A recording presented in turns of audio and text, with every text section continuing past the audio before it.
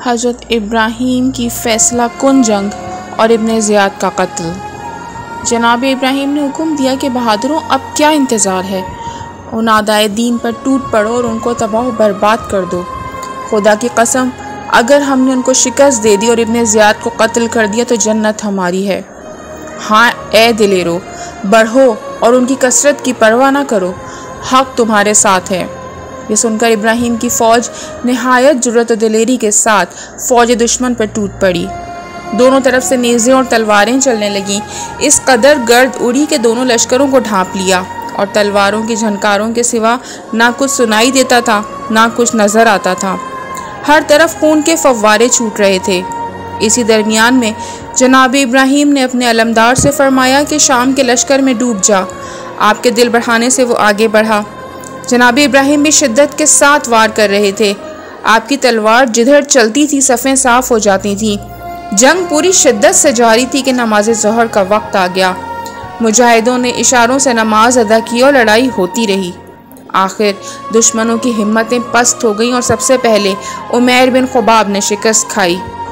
जनाब इब्राहीम का बयान है कि असनाए जंग में मेरे मुकाबले पर एक नहायत दलेर शख्स आया जिसे मैंने ना पहचाना। उसने काफ़ी देर तक मेरा मुकाबला किया, लेकिन खुदा के फजल से मैंने उसके हाथ और पाँव कता कर दिए, फिर उसे 2 टुकड़े कर दिया। यही उमैर था। अलगर्ज ये जंग रात गए तक जारी रही। बयान करते हैं कि जंग सिफ़ीन के बाद ये पहली जंग है जिसमें बेशुमार अफराद कत्ल हुए। मैदान में खून का दरिया बह रहा था। आखिर लश्कर शाम के बाकी लोग भी जान बचाकर भागे। हज़रत इब्राहीम के लश्कर ने उनका पीछा किया, उनमें से बहुत से लोगों को कत्ल कर दिया। जनाब इब्राहीम फरमाते हैं कि नमाज शाम के बाद मैंने देखा कि नहर खारिस के किनारे से एक शख्स मेरे मुकाबले पर आया। हरीर का अमामा बांधे हुए है, सोने के जोशन से मुज़य्यन है। मैंने उस पर हमला किया और उसको जीन से उठाकर ज़मीन पर पटक दिया और उसको मार डाला। मेरा ख्याल है कि वो इब्न ज़ियाद था। किसी ने कहा, आपको रात की तारीकी में कैसे मालूम हुआ कि वो इब्न ज़ियाद था? तो आपने फरमाया कि उसके जिस्म से मुश्को अंबर की बू आ रही थी। मौरखीन लिखते हैं कि इब्न ज़ियाद ने जब इमाम हुसैन का सर उठाया तो उससे खून का एक कतरा उसके जानू पर गिरा, जो जानू को तोड़कर ज़मीन पर पहुंचा, जिससे उसके जानू में ज़ख्म होकर नासूर हो गया। उसकी बदबू से बचने के लिए इब्न ज़ियाद मुश्को अंबर इस्तेमाल करता था। लोगों ने जाकर देखा तो इब्न ज़ियाद ही था। उसका सर काट लिया गया और उसके जिस्म की हिफाजत की गई। सुबह को उसके ग़ुलाम मेहरान को बुलाकर शनाख्त कराया तो उसने तस्दीक कर दी। जनाब इब्राहीम ने उसके जिस्म को उल्टा लटका दिया, फिर आग में जला दिया और फरमाया कि खुदा का शुक्र है कि उसने मेरे हाथों से इब्न ज़ियाद को कत्ल करा दिया। उसके बाद आपने सजदा शुक्र अदा किया। दूसरी रिवायत के मुताबिक इब्न ज़ियाद 1 लाख का लश्कर लेकर हज़रत इब्राहीम बिन मालिक उश्तर से मूसल में नहर खारिस के किनारे लड़ रहा था, यहाँ तक कि रात हो गई और जंग जारी रही। उसके 80,000 सिपाही कत्ल हुए और वो गिरफ्तार हुआ। उसको रस्सियों में जकड़ कर डाल दिया गया। उसके करीब से हर गुजरने वाला उस पर थूकता और लानत करता था। सुबह को जनाब इब्राहीम के हुक्म से ताइफ का बना हुआ चमड़े का फर्श बिछाया। फिर जनाब इब्राहीम और आपके असहाब, जिनके कपड़े दुश्मनों के खून से रंगीन थे, आए। जनाब इब्राहीम उस फर्श पर बैठे और हुक्म दिया कि जो लोग गिरफ्तार हुए हैं उनमें नुमाया अफराद को पेश करो। इस सिलसिले में सबसे पहले इब्न ज़ियाद को पेश किया गया। आपने फरमाया, इसे अच्छी तरह रस्सियों और जंजीरों से जकड़ दो और इसके गिर्द आग रोशन कर दो। चुनाचे हुक्म की तामील की गई। जब जंजीरों से बांध दिया गया तो हज़रत इब्राहीम ने अपने खंजर से उसके जानू का गोश्त काट कर खिलवाया। जब वो खाने से इनकार करता था तो उसके जिस्म में खंजर चुभोया जाता था। जब वो मलून मरने के करीब पहुंचा तो उसे ज़िबाह कर दिया गया। फिर उसका सर काटा गया। उसके जिस्म पे घोड़े दौड़ाए गए। आखिर में उसके हुब्सा खबीस को नजर आतिश कर दिया गया। मुख्तसर ये कि जनाब इब्राहीम दारुल अमारा में आए तो अपने ज़ेरा और जोशन वगैरह उतारा। फिर जनाब मुख्तार को ख़त लिखा जिसमें तफसील से तमाम हालात तहरीर किए। उसके बाद लिखा कि मैंने आपकी नियाबत में मूसल को संभाल लिया है और आपके हुक्म का मुंतज़िर हूँ। आप जिसे फरमाएं उसके हवाले करके आपकी खिदमत में हाजिर हो जाऊँ।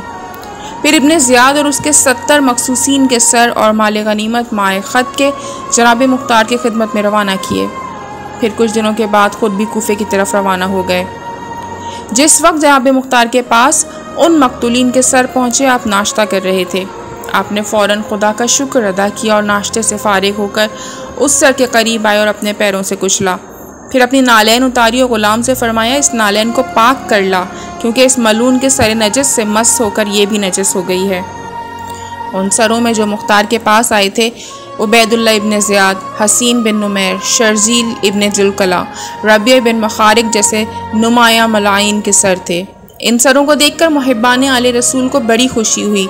उन लोगों ने शुक्र के सजदे किए और फ़ुक़रा व मसाकीन को दरहम व दिनार दिए। जिस वक्त इब्न ज़ियाद का सर जनाब मुख्तार की खिदमत में पहुंचा, आपने उस पर थूका और हुक्म दिया कि तमाम सरों को दारुल अम्मारा में मुख्तलिफ जगहों पर लटका दिया जाए। चुनांचे तमाम सर लटका दिए गए। इब्न ज़ियाद का सर उसी मकाम पर लटकाया गया जिस मकाम पर इमाम हुसैन अलैहिस्सलाम का सर लटकाया गया था। मौरखीन लिखते हैं कि इब्न ज़ियाद का सर जूं ही हज़रत मुख्तार के सामने लाया गया, एक सांप एक तरफ से आया और उस मलून की नाक में घुसकर मुंह से निकल गया, फिर मुंह में घुसकर नाक से निकल गया। इसी तरह बार बार वो करता रहा। तमाम अहले दरबार तमाशा देख रहे थे। जनाब मुख्तार ने कहा, इससे कोई ना बोलो, आने जाने दो। तारीख़ कामिल बहवाले तरमज़ी मरकूम है कि आमिर बिन वासिला कहता है कि मैंने इब्न ज़ियाद का सर सफ़ेद कपड़े से ढका हुआ कूफे के मकाम सदा में देखा। मैंने उस कपड़े को उठाया तो देखा कि एक सांप बार बार उसके मुंह में घुसकर नाक से और नाक में घुसकर मुंह से निकलता है। फिर जब वो सर रोहबा में लटका दिया गया तब भी सांप की आमद और रफ्त यूं ही जारी रही। 3 रोज़ तक यही सिलसिला रहा। इसके बाद जनाब मुख्तार ने इब्न ज़ियाद और दूसरे रऊसाए शाम के सरों को उबैदुर्रहमान बिन अबू उबैदा सकफ़ी, अब्दुर्रहमान बिन शद्दाद और अनस बिन मालिक के हमरा मक्का मुअज़्ज़मा जनाब मोहम्मद हनफिया की खिदमत में भेजा और बाकी सरों को मुख्तलिफ मकामात पर लटका दिया। उन सरों के साथ बाइख्तिलाफ़ रिवायत 50,000 अशरफियाँ इमाम ज़ैनुल आबिदीन अलैहिस्सलाम की खिदमत में भेजी, जिनसे हज़रत अकील के मकान की मरम्मत कराई गई और मक्का मदीना के मुस्तकीन में तकसीम की गई। इससे पहले उम्र बिन साद और हफ़ज़ बिन उम्र साद के सर भी अरसाल किए थे और उनके हमरा भी काफ़ी रकम मोहम्मद हनफिया के पास अरसाल की थी। मूसल में हज़रत इब्राहीम की गवर्नरी। मौरखीन का बयान है कि जंग मूसल के बाद जब जनाब इब्राहीम हज़रत मुख्तार के पास कूफे पहुँचे तो मुख्तार उनसे नहायत तपाक से बगलगीर हुए और उनकी शजाअत और ईमानी जोश की दाद देते हुए बहुत दुआएं दी। हज़रत इब्राहीम की शानदार कामयाबी के बाद मुख्तार की सल्तनत का दायरा कूफे से मदाइन और दयार रबिया और मिस्र तक वसी हो गया। आपका सिक्का कूफा और बसरा से रे और खुरासान, नहावन और हुदूद अस्फ़हान और अज़रबैजान तक जारी हो गया और उन मकामात पर आपके नाम का खुतबा पढ़ा जाने लगा। हज़रत मुख्तार ने जनाब इब्राहीम की मूसल से वापसी के बाद और मकतूलीन अश्किया के सरों को ठिकाने लगाने के बाद हज़रत इब्राहीम से फरमाया कि मैं तुम्हें मूसल की गवर्नरी सुपुर्द करता हूँ। ये सुनकर जनाब इब्राहीम ने कहा, ए अमीर, आपके दुश्मनों की कोई इंतहा नहीं है। 2 बड़ी हुकूमतें खुसूसियत से आपकी मुखालिफ हैं, यानी इब्न ज़ुबैर और अब्दुल मलिक का सामना है। अगर आपने इतनी दूर भेज दिया और दुश्मन ने आप पे योरिश की तो क्या होगा? दूर होने के सबब मैं भी मदद के लिए बरवक्त नहीं पहुंच सकता, लिहाजा मेरी ये ख्वाहिश है कि आप मुझे दूर ना भेजें और मूसल की सल्तनत किसी दूसरे को सुपुर्द फरमाएं।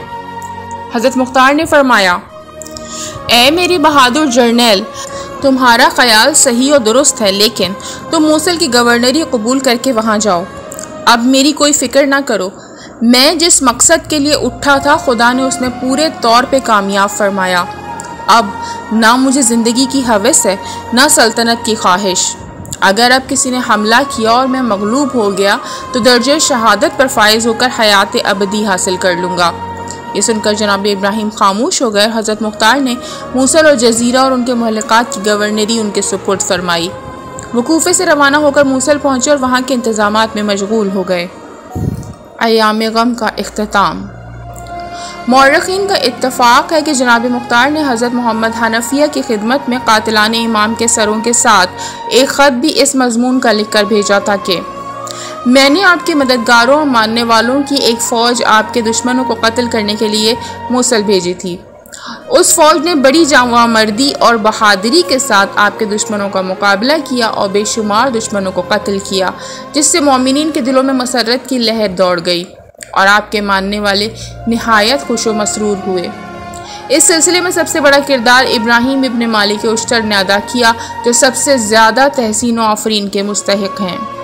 जनाब मोहम्मद हनफिया के सामने जिस वक्त वो सर पेश किए गए तो देखते ही सजदा शुक्र में झुक गए और हज़रत मुख्तार के हक़ में दुआ की कि खुदावंदा मुख्तार को जज़ाए खैर दे, जिसने हमारी तरफ से वाक़े करबला का बदला कातिलान हुसैन से लिया है।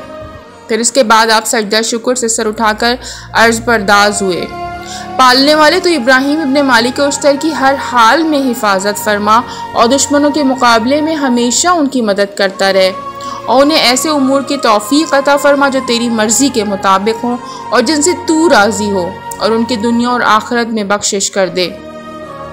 फिर जनाब मोहम्मद हनफिया ने इब्न ज़ियाद, उम्र साद, हसीन बिन नुमैर और शमिर ज़िलजोशन वगैरह के सरों को इमाम ज़ैनुल आबिदीन अलैहिस्सलाम की खिदमत में अरसाल फरमाया। उन दिनों हज़रत मक्का मुअज़्ज़मा ही में थे। हज़रत की खिदमत में जब उन मलूनों के सर पहुँचे और आपकी निगाह उन सरों पे पड़ी, आपने फ़ौरन सजदा शुक्र में सर रख दिया और बारगाह अहदियत में अर्ज़ की कि पालने वाले, मैं तेरा शुक्र करता हूँ कि तूने हमारे दुश्मनों से इंतकाम ले लिया। फिर सजदे से सर उठाकर आपने फरमाया, खुदा मुख्तार को जज़ाए खैर दे कि उसने हमारे दुश्मनों को कत्ल किया।